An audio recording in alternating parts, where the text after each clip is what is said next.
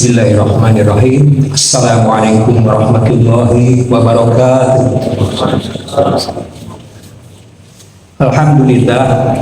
Alhamdulillahillazi hadana lihaza wa ma kunna linahtadiya laula an hadana Allah. Asyhadu an la ilaha illallah wahdahu la syarika lah wa asyhadu anna Muhammadan abduhu wa rasuluh. Allahumma shalli ala sayyidina Muhammad wa ala alihi wa sahbihi ajma'in, amma ba'du. Segala puji dan rasa syukur marilah kita panjatkan kehadirat Ilahi Rabbi, karena pada malam hari ini kita masih tetap diberikan kesehatan, masih tetap diberikan kekuatan untuk dapat melaksanakan rangkaian ibadah di bulan Ramadan. Mudah-mudahan kita tetap istiqomah untuk tetap melaksanakan rangkaian ibadah di bulan Ramadan sampai akhir. Dan mudah-mudahan saja, tentu saja, mudah-mudahan amal ibadah kita di bulan Ramadan diterima di sisi Allah Subhanahu wa Ta'ala, sehingga kelak menjadi bekal ketika kita menghadap Allah yaumil akhir, yaumil qiyamah. Amin ya rabbal alamin. Salawat beserta salam semoga tetap tercurah kepada junjungan kita Nabi besar Muhammad sallallahu alaihi wasallam, kepada seluruh keluarganya, kepada para sahabatnya, serta sekalian umatnya yang tetap setia berjuang menegakkan agama Allah hingga akhir zaman. Dan tentu saja kita semua yang hadir khususnya pada malam hari ini akan termasuk golongan umat Rasulullah sallallahu alaihi wasallam yang kelak mendapatkan syafaat yaumil akhir. Amin ya Allah ya rabbal alamin. Hadirin jamaah tarawih yang dirahmati Allah, malam hari ini kita sudah menginjak kepada malam 18 di bulan Ramadan ini, di mana kelihatan mulai pertengahan ke sana ini masjid kita sudah mulai longgar dibanding dengan hari-hari sebelumnya, di mana hari-hari awal itu jamaah laki-laki sudah mencapai 4 saf, kemudian mundur naik lagi menjadi 3 saf, 2 saf, dan sekarang 2 saf kurang. Itulah karakter khas bulan Ramadan di umat Islam di kita ini. Mudah-mudahan nanti di sebuah hari terakhir jamaah tarawih akan kembali memenuhi Masjid Hidayatul Rumah ini, karena di sebelum tarawih ada malam keistimewaan yang dimana di sana ada janji dari Allah, ada malam Lailatul Qadar yang patut kita hadapi, kita sama-sama bersama. Hadirin yang dirahmati Allah, pada malam hari ini, di malam ke-18 ini bertepatan pula dengan hari Jumat, di mana di dalam Islam hari Jumat itu disebut sebagai Sayyidul Ayyam atau rajanya hari. Kenapa dikatakan demikian? Karena di hari Jumat ini berbagai rangkaian peristiwa penting terjadi pada hari Jumat, sebagaimana antara lain di dalam salah satu hadis dari Abu Hurairah, Rasulullah sallallahu alaihi wasallam bersabda, sebaik-baik hari pada saat matahari terbit adalah hari Jumat, saat dimana Nabi Adam diciptakan oleh Allah, dimasukkan ke dalam surga dan dikeluarkan dari surga. Itu terjadi pada hari Jumat. Dan pada hari kiamat tidak akan terjadi kecuali pada hari Jumat. Dan banyak hadis-hadis yang menerangkan keistimewaan lain tentang hari Jumat ini. Hadirin rahimakumullah, hari kiamat merupakan peristiwa besar yang sangat memberatkan bagi setiap umat manusia, yang mana kedahsyatan hari kiamat banyak digambarkan di dalam ayat-ayat Al-Quran. Dan pada kesempatan ini saya akan mencoba bacakan salah satu daripadanya, yaitu terjemahan surat Al-Toha dari ayat 105 sampai ayat 108 sampai ayat 109. Dalam ayat 105 sampai ayat 108 Allah Subhanahu wa Ta'ala berfirman, yang terjemahannya adalah, mereka bertanya kepadamu ya Muhammad tentang gunung-gunung, maka katakanlah, Tuhanku akan menghancurkannya pada hari kiamat dengan sehancur-hancurnya.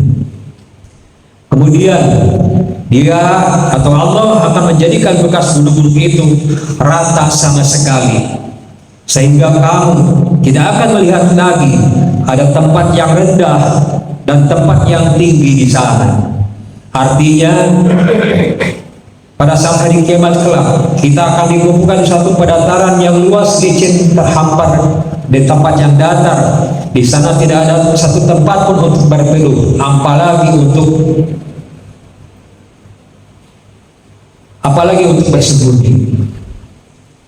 Kemudian pada ayat 108-nya, pada hari itu kata Allah, mereka mengikuti panggilan penyeru yaitu malaikat tanpa dapat membantah, dan merendahlah semua suara kepada Tuhan yang Maha Pengasih, sehingga ketika itu tidak terdengar lagi, yang terdengar hanyalah bisik-bisik yang mencemaskan.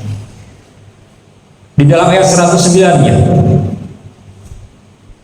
Allah menjelaskan, pada hari itu tidak berguna syafaat atau pertolongan kecuali dari orang yang telah diberi izin oleh Tuhan yang Maha Pengasih, dan Allah meridhoi perkataannya. Hadirin rahimakumullah, tentu kita semua tahu di dalam banyak hadis dijelaskan bahwa satu-satunya orang yang diberikan izin oleh Allah untuk memberikan syafaat di hari itu adalah tiada lain baginda Nabi besar Muhammad sallallahu alaihi wasallam. Dan tentu saja kira-kira diberikan kepada siapa syafaat itu? Dan tentu saja syafaat akan diberikan kepada umat baginda Rasulullah sallallahu alaihi wasallam. Dan kita semua tentunya dalam kondisi demikian mengharapkan syafaat dari baginda Rasulullah sallallahu alaihi wasallam. Dan berikut pada kesempatan ini, bagi yang mengharapkan syafaat di hari kiamat, baginda Rasulullah sallallahu alaihi wasallam telah memberikan tuntunan tentang beberapa amalan yang bisa menjadikan akses kepada diperolehnya syafaat yaumil akhir dari Nabi Muhammad sallallahu alaihi wasallam. Antara lain, yang pertama, dengan bersalawat dan memintakan wasilah untuk Nabi, sebagaimana di dalam hadis riwayat Muslim dari Amr bin As, Rasulullah sallallahu alaihi wasallam bersabda, apabila kamu mendengar muazin menyerukan azan, ucapkan pula apa yang dibacakan oleh muazin itu.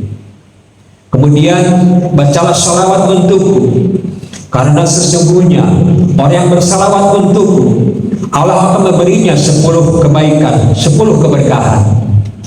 Sesudah itu, mohonkanlah kepada Allah al-wasilah untukku, yaitu suatu tempat di surga yang hanya pantas ditempati oleh seorang hamba Allah.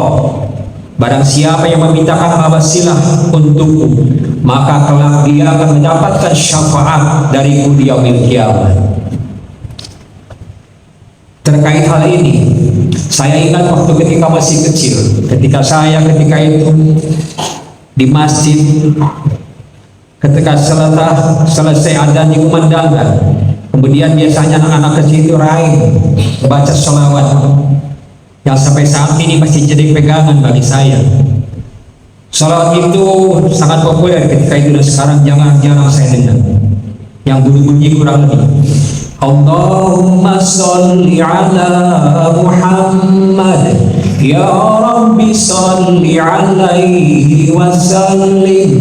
Allahumma sholli ala Muhammad, ya Rabbi balighul wasilah. Ya Rabbi balighul wasilah. Ya Allah, sampaikanlah wasilah kepada baginda Nabi Muhammad sallallahu alaihi wasallam. Kemudian di dalam hadis yang berikutnya, hadis yang lainnya, di dalam hadis riwayat Imam Bukhari dari Jabir bin Abdullah, Rasulullah sallallahu alaihi wasallam bersabda, barang siapa yang sudah azan, barang siapa yang mendengar azan, kemudian setelah selesai azan dia berdoa, Allahumma rabb hadhihi da'wati tammah wassalati qaimah ati Muhammadan alwasilata wal fadilah wa ba'athu maqaman mahmudan allazi wa'ada. Barang siapa niscaya akan turun kepada orang itu syafaat atau pertolongan di hari akhir. Jadi kalau kita memang berharap dengan syafaat Rasulullah, kadang-kadang kita abai. Setelah selesai adzan dikumandangkan, hari-hari kadang-kadang ngobrol atau langsung sholat. Saya kira ini amalan ini sering kita dengar di televisi setiap habis sholat maghrib, doa ini. Kemudian di samping bersalawat tadi adalah amalan lain, yaitu membaca tahlil, membaca la ilaha illallah. Dalam hadis Imam Bukhari dari Abu Hurairah, ketika itu Abu Hurairah bertanya kepada Rasulullah, siapakah yang paling bahagia dengan syafaatmu di hari kiamat ya Rasulullah? Kemudian Rasulullah menjawab, orang yang paling beruntung mendapatkan syafaat adalah orang yang membaca la ilaha illallah benar-benar ikhlas dari lubuk hati sanubarinya yang paling dalam.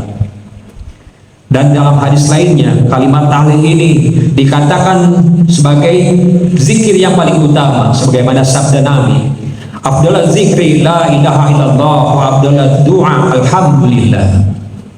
Kemudian yang ketiga, lebih mantap lagi adalah melanggengkan bacaan Al-Quran, sebagaimana dalam salah satu hadis dari Abu Umamah, Rasulullah SAW bersabda, iqra'ul Quran fa innahu ya'ti yaumal qiyamati syafi'an li ashabihi. Bacalah Al-Quran, sungguh kelak dia akan datang kepada engkau untuk memberikan pertolongan. Oleh sebab itu, pada kesempatan ini, di bulan Ramadan yang penuh keberkahan ini, jadikan Quran sebagai sahabat